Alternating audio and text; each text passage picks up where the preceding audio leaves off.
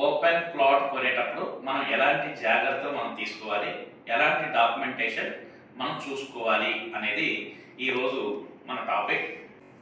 కొత్త వాళ్ళు ఎవరైతే ఉన్నారో ముందుగా నా ఛానల్ని సబ్స్క్రైబ్ చేయండి. ఇక టాపిక్లోకి వెళ్దాం. ఏ వెంచర్లో అయితే మీరు ప్రాపర్టీ కొంటున్నారో ఆ వెంచర్కి సంబంధించిన హిస్టరీ అనేది మనం మొదటగా చూసుకుంటాం. సో హిస్టరీతో పాటుగా రెండో పాయింట్ మనం చూడాల్సింది లీగాలిటీ. అంటే ఆ ప్రాపర్టీకి సంబంధించిన మీరు ఏ వెంచర్లో అయితే ప్లాట్ తీసుకోవాలనుకుంటున్నారో ఆ వెంచర్కి సంబంధించిన లీగల్ అప్రూవల్స్ ఏదైతే ఉందో అవన్నీ కూడా మనం చూసుకోవాల్సిన పరిస్థితి ఉంది. సో మొదటిగా ఆ ప్రాపర్టీకి సంబంధించినటువంటి సేల్ డీడ్ ఏదైతే ఉందో సేల్ డీడ్ అనేది వెరిఫై చేసుకోవాలి. దాంతో పాటుగా ఆ వెంచర్కి సంబంధించినటువంటి లింక్ డాక్యుమెంట్స్, అంటే ఏ వెంచర్లో అయితే మీరు ప్రాపర్టీ కొనాలనుకుంటున్నారో దానికి సంబంధించినటువంటి లింక్ డాక్యుమెంట్స్ మనం చూసుకోవాలి.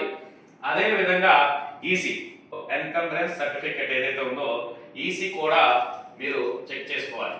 మనం కొనుక్కునే ప్రాపర్టీ ఏదైతే ఉందో అవి మనకి రెసిడెన్షియల్ ప్లాట్స్ అంటే ఇళ్ల స్థలాలు. సో కాబట్టి ఆ వెంచర్కి సంబంధించి ల్యాండ్ కన్వర్షన్ కాపీ ఉందా లేదా అనేది చూసుకోవాల్సిన పరిస్థితి ఉంది.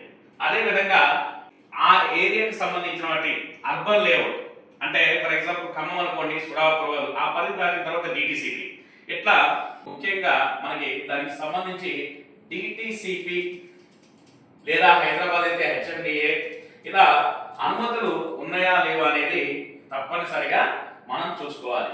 అదేవిధంగా మనకి రెరా